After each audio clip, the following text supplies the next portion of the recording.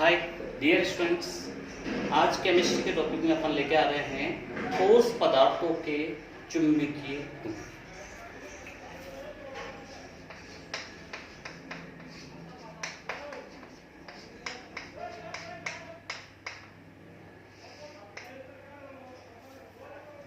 किसी भी ठोस पदार्थ में परमाणु उपस्थित होते हैं और परमाणु के अंदर नाभिक होता है और नाभिक में इलेक्ट्रॉन मिलता है।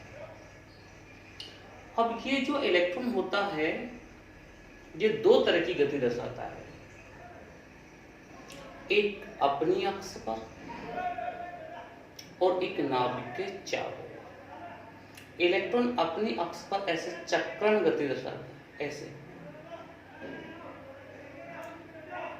तथा इलेक्ट्रॉन नाभिक के चारों ओर ऐसे कक्षीय गति दर्शाता है। कौन सी गति? कक्षीय गति। जैसे बात करते हैं ये परमाणु, ये इसका नाभिक है जिसमें न्यूट्रॉन और प्रोटॉन। अब ये इसके बाह्यतम कोश में ये इलेक्ट्रॉन चक्कर रहता है। तो इलेक्ट्रॉन की अपनी खुद की गति जिसको अपन क्या बोलेंगे? चक्रण गति, स्पिन मोशन। दूसरी इस नाभिक के चारों ओर इलेक्ट्रॉन की गति, ये वाली गति, इसको कौन सी गति बोलेंगे? कक्षीय गति। इलेक्ट्रॉन की इन दोनों गतियों के कारण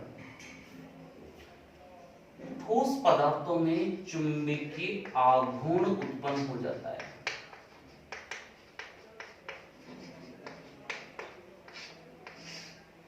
चुंबकीय आघूर्ण उत्पन्न हो जाता है। इस चुंबकीय आघूर्ण की जो गणना होती है ठोस पदार्थों में या उनके व्यवहार के आधार पर, हम इन्हें 5 भागों में बांट देते हैं ऐसे पदार्थों। पहला नाम है इसमें प्रतिचुंबकीय, डायामैग्नेटिज्म। सेकंड अनुचुंबकीय, पैरामैग्नेटिज्म।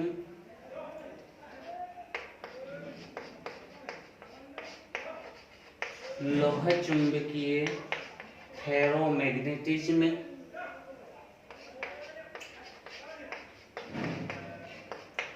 अतिलोह चुंबकीय, एंटी फेरोमैग्नेटिज्म। और लास्ट है फेरी चुंबकीय, फेरी मैग्नेटिज्म। इसे लघु लोह चुंबकीय भी कहते हैं। लघु लोह चुंबकीय भी कहते हैं। हम इनको वन बाय वन समझते हैं। जैसे फर्स्ट टॉपिक है हमारा प्रतिचुंबकीय।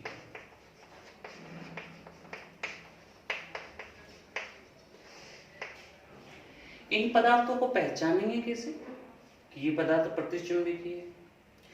तो इनका अगर हम चुंबकीय व्यवहार समझना चाहते हैं तो ऐसे पदार्थों को हम चुंबकीय क्षेत्र के मध्य रखते हैं, और चुंबकीय क्षेत्र के मध्य रखने पर ये उनसे आकर्षित हो या प्रतिकर्षित हो उस आधार पर इनका वितरण होता है। जैसे ये चुंबक है जिसके ध्रुव है N और S। अब यदि हमें कोई इसमें प्रतिचुंबकीय पदार्थ रखा, ये कोई प्रतिचुंबकीय पदार्थ, तो ये जो चुंबकीय बल रेखाएं होती है इस चुंबकीय पदार्थ से प्रतिकर्षित होती है, मतलब दूर दूर चली जाती है, ऐसा प्रतिकर्षित होती है। तो ऐसे पदार्थ क्या कहलाएंगे? प्रतिचुंबकीय। लेकिन ऐसे पदार्थों की पहचान केमिस्ट्री में कैसे होगी, कैसे पहचानेंगे? तो ऐसे पदार्थ जो होंगे उनमें युग्मित इलेक्ट्रॉन पाए जाएंगे, बाह्यतम कोश में युग्मित इलेक्ट्रॉन पाए जाएंगे, पेयर्ड इलेक्ट्रॉन। जैसे मैं एग्जांपल के तौर पे बताता हूँ, मेरे पास स्कैंडियम +3 है, टाइटेनियम +4 है, वेनेडियम +5 है, क्रोमियम +6 है, Mn+7 है, कॉपर +1 है, जिंक +2 है। अगर मैं इन एग्जाम्पल को देखूं तो इन सभी में युग्मित इलेक्ट्रॉन मिलेंगे। आप सभी जानते हैं स्कैंडियम का जेड होता है, परमाणु क्रमांक होता है 21। 21 में से 3 निकल गए तो कितने बचे? 18। अब 18 अगर किसी का परमाणु क्रमांक है तो वो अक्रियस ऑर्गन का है। अब 18 मतलब क्या हुआ? 1s2 2s2 2p6 3s2 3p6।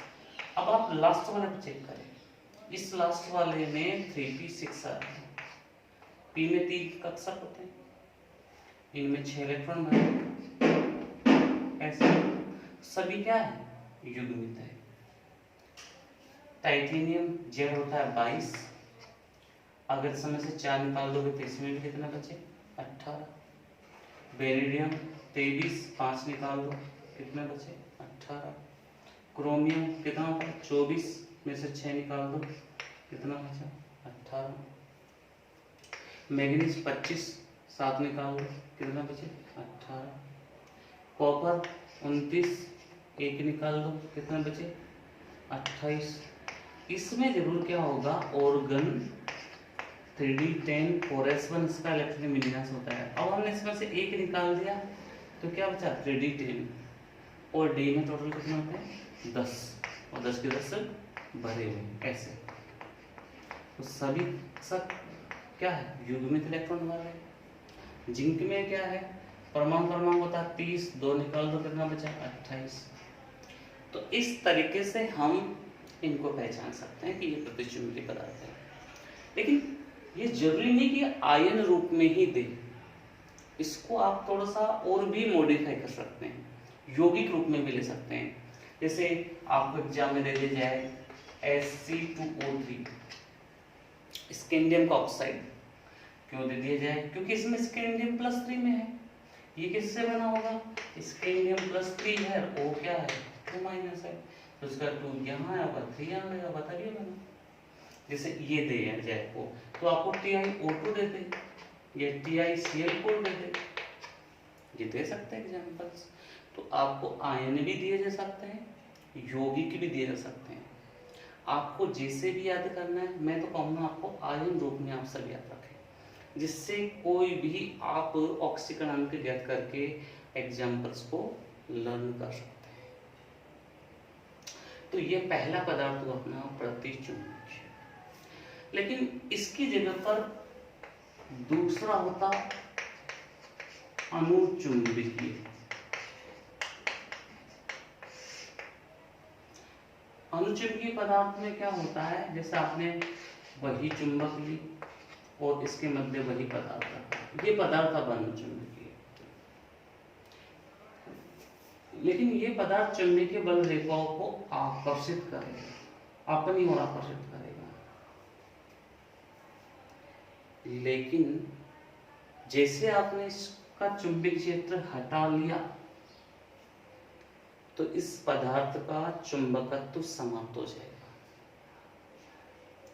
जब तक लगाए रखोगे तब तक चुंबकत्व रहेगा, और जब आपने चुंबकीय पोल हटा दिए तो इसका चुंबकत्व गुण समाप्त हो जाएगा। इन पदार्थों की पहचान कैसे होती है? जैसे इसमें युग्मित इलेक्ट्रॉन से की थी हमने, तो इसमें रहेगा अयुग्मित इलेक्ट्रॉन। इनकी पहचान अयुग्मित इलेक्ट्रॉन से होती है, अनपेयर्ड इलेक्ट्रॉन से होती है। अगर हम इनके एग्जाम्पल बनाना चाहेंगे तो एग्जाम्पल बड़े सिंपल रहेंगे इनके। जैसे बात करते हैं टाइटेनियम, मैंने कहा टाइटेनियम +4 में तो युग्मित इलेक्ट्रॉन थे, लेकिन +3 में क्या रहेंगे? अयुग्मित इलेक्ट्रॉन रहेंगे। इसके बाद में वेनेडियम +5 था, अगर मैं कहूँ कि +4 में है तो हो सकता है। जैसे क्रोमियम +6 में था +3 ले ले, Mn +7 में था +5 ले ले, कोबाल्ट 2+ ले ले, निकल 2+ ले ले, कॉपर 2+ ले ले। अगर इन एग्जाम्पल में देखिए तो इन सभी में अयुग्मित इलेक्ट्रॉन उपस्थित है। जैसे मैं टाइटेनियम का एग्जाम्पल समझाता हूँ आपको। इसका Z था 22 टाइटेनियम का, 3 निकाल दे तो कितना बचा 19। अब 19 में 18 इलेक्ट्रॉन तो ऑर्गन में भर दी और 1 इलेक्ट्रॉन किसमें चल जाएगा 3D में। तो बताओ 1 इलेक्ट्रॉन अयुग्मित है या नहीं? बिल्कुल है, स्वाभाविक है। तो ऐसे पदार्थों की पहचान किससे हो जाएगी? अयुग्मित इलेक्ट्रॉनों से। अब डिस्कस करते हैं तीसरे पदार्थों की पहचान, जिसको हम कहेंगे लौह चुंबकीय पदार्थ, फेरोमैग्नेटिक।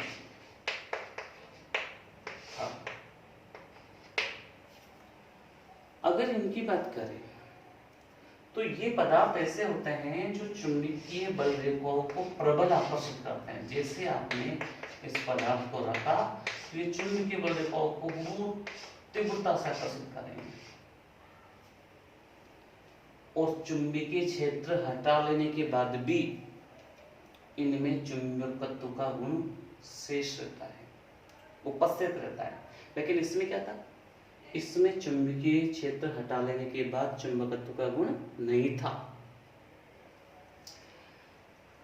अब हमने कहा कि चुंबकीय क्षेत्र हटा लेने के बाद भी चुंबकत्व का गुण शेष रहता है।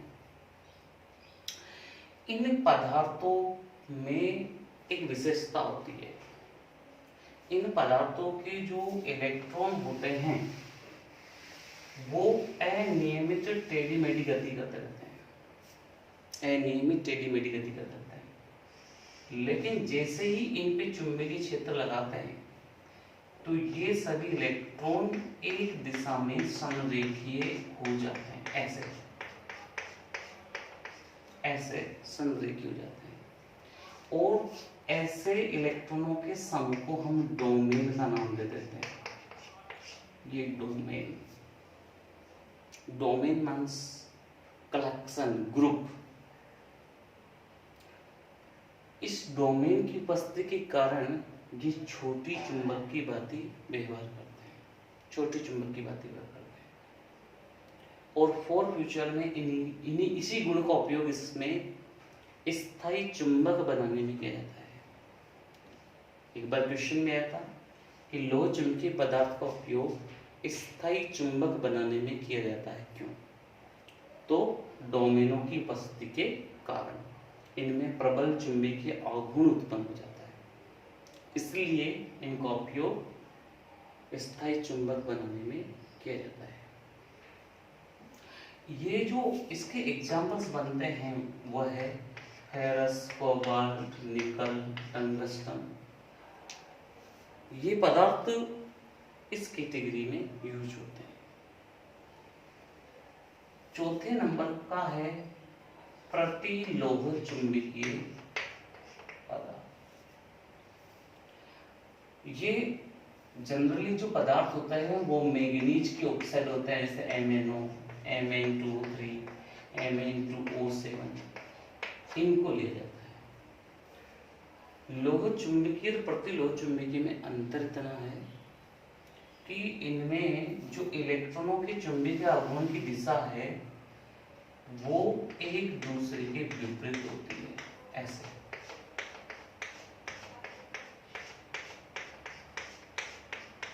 इस तरीके से इनमें इलेक्ट्रॉनों के चुंबकीय आघूर्ण की दिशा है। जब ये एक दूसरे के विपरीत है तो इनका जो परिणामी चुंबकीय आघूर्ण है वो शून्य हो जाएगा। तो ऐसे पदार्थों की पहचान ही क्या है कि इलेक्ट्रॉनों का जो चुंबकीय आघूर्ण है वो एक दूसरे के विपरीत है।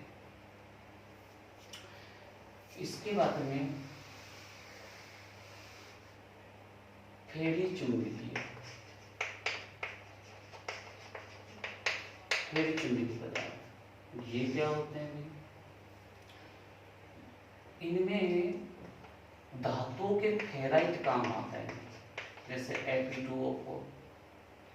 तो अगर इसके साथ आप Mg को लगा दोगे तो मैग्नीशियम फेराइड, जिंक को लगा दोगे तो जिंक फेराइड, या हेमेटाइट Fe3 हेमेटाइट की मैग्नेटाइट्स हो, या मैग्नेटाइट प्रकार के इनके एग्जाम्पल्स रहते हैं। फेरी चुंबकीय पदार्थों में इलेक्ट्रॉनों के जो चुंबकीय गुण है वो समांतर व प्रति समांतर पाया जाता है। जैसे ये दोनों समांतर हो गए, तो ये दोनों प्रति समांतर हो गए, फिर ये समान प्रति समांतर, ये प्रति समांतर, फिर ये समांतर, फिर ये प्रति समांतर। तो इनका परिणामी चुंबकीय आघूर्ण शून्य नहीं होता है इन पदार्थों का। ये सभी पांचों ठोस पदार्थों के चुंबकीय गुण हैं। एक क्वेश्चन बहुत पहले आया था कि फेरी चुंबकीय पदार्थों को गर्म किए जाने पर ये किसमें परिवर्तित हो जाते हैं।